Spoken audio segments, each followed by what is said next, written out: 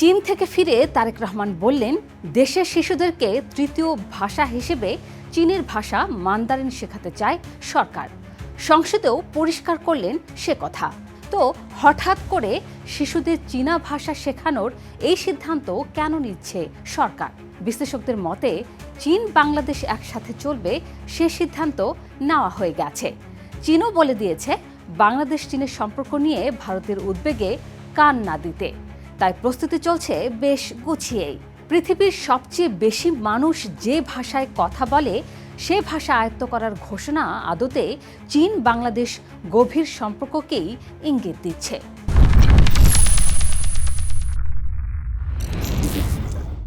একসাথে চলতে গেলেও দূরত্ব বড় একটি সমস্যা। সে সমস্যারও সমাধান করে ফেলেছে চীন। প্রস্তাব দিয়েছে মিয়ানমার হয়ে চীন যাওয়ার।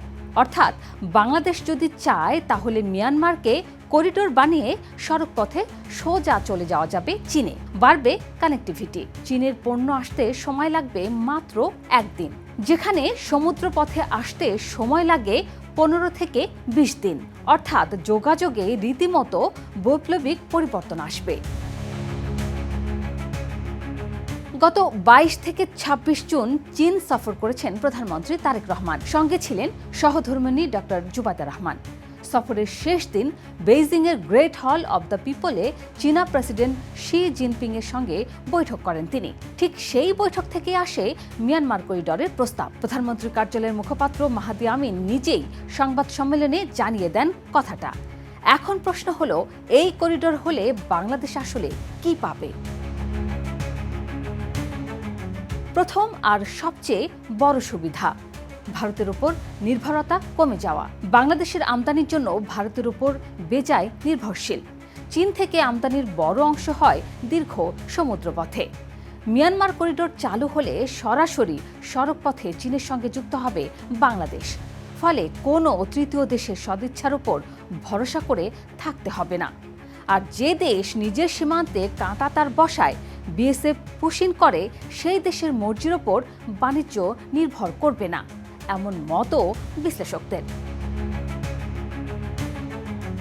দ্বিতীয় সুবিধা, পণ্যের দাম। চীন এখন বিশ্বের বৃহত্তম উৎপাদক দেশ, কিন্তু সেই পণ্য বাংলাদেশে আসতে এখন সমুদ্রপথে সময় লাগে 15 থেকে 20 দিন। করিডোর চালু হলে সেই সময় নেমে আসবে মাত্র একদিনে। সময় কমলে পরিবহন খরচও কমবে। আর পরিবহন খরচ কমলে বাজারে পণ্যের দামও কমবে স্বাভাবিকভাবে। ইলেকট্রনিক্স থেকে শুরু করে যন্ত্রাংশ, কাঁচামাল থেকে প্রযুক্তি পণ্য, সবকিছুতেই পড়বে এর প্রভাব। মধ্যবিত্তের হাতের নাগালে আসবে আরও বেশি জিনিস। তৃতীয় দিকটা আরও স্পর্শকাতর, চিকিৎসা খাত। বাংলাদেশ থেকে প্রতি বছর লাখ লাখ মানুষ চিকিৎসার জন্য ভারতে যান। ভিসা জটিলতা, খরচ, ভাষাগত দূরত্ব সবকিছু সহ্য করেও যেতে হয়, কারণ বিকল্প ছিল সীমিত। কিন্তু করিডোর দিয়ে যদি চীনের সঙ্গে সরাসরি সংযোগ তৈরি হয়, তাহলে চিকিৎসা প্রত্যাশীদের সামনে খুলে যাবে নতুন দুয়ার। চীনের আধুনিক হাসপাতাল, উন্নত প্রযুক্তি সবকিছুই এখন হাতের নাগালে চলে আসার সম্ভাবনা তৈরি হচ্ছে। ভারতমুখী নির্ভরতা তখন আর একমাত্র পথ থাকবে না। চতুর্থ সুবিধা, আরও বড় সুযোগের হাতছানি। তা হলো দক্ষিণ পূর্ব এশিয়ার সঙ্গে সংযুক্তি। মিয়ানমার হয়ে চীনে গেলে বাংলাদেশ কার্যত ঢুকে পড়বে এশিয়ার সবচেয়ে গতিশীল অর্থনৈতিক বলয়ে। থাইল্যান্ড, ভিয়েতনাম, লাওসের মতো দেশগুলোর সঙ্গে বাণিজ্যিক দূরত্ব কমে আসবে। বহুমুখী পরিবহন ব্যবস্থা মজবুত হলে চট্টগ্রাম আর মোংলা বন্দরের গুরুত্বও বাড়বে বহুগুণ, যা নিয়েও আলোচনা হয়েছে এই সফরে। অর্থনীতির ভাষায় একেই বলে কানেক্টিভিটি ডিভিডেন্ড। সংযোগ বাড়লে যে অর্থনৈতিক লাভ এমনিতেই চলে আসে হাতে হাতে। পঞ্চম দিকটা দীর্ঘমেয়াদী, বিনিয়োগ আর কর্মসংস্থান। করিডোর মানে শুধু পণ্য চলাচল নয়, সাথে নতুন সড়ক, নতুন অবকাঠামো, নতুন লজিস্টিক হাব তৈরি হওয়া। আর অবকাঠামো নির্মাণ মানেই লাখো মানুষের কর্মসংস্থান। মুখপাত্র মাহাদি আমিন নিজেই বলেছেন, সংস্কৃতি, প্রযুক্তি, নলেজ ট্রান্সফার আর এমপ্লয়মেন্ট জেনারেশন নিয়ে দুই দেশের পিপল টু পিপল সম্পর্ক গভীর করতে চায় বাংলাদেশ ও চীন।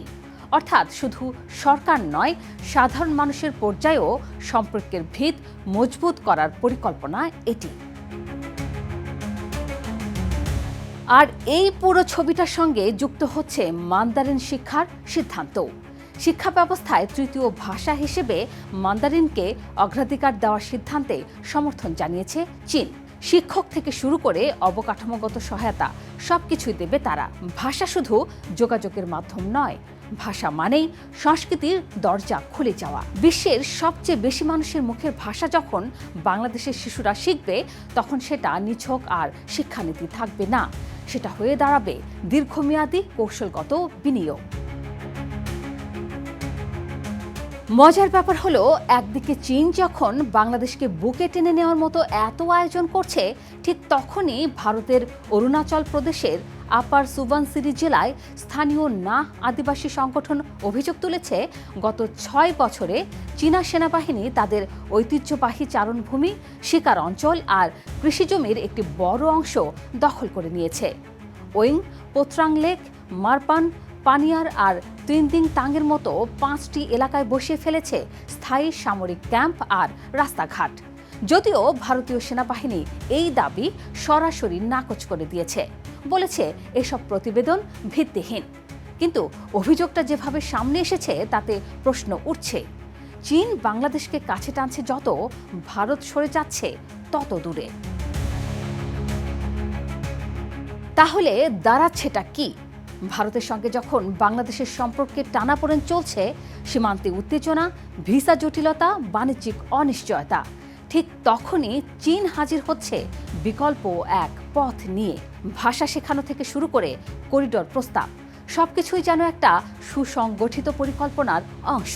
এতটুকু নিশ্চিত, বাংলাদেশ চীন সম্পর্কের নতুন অধ্যায় শুরু হয়ে গেছে।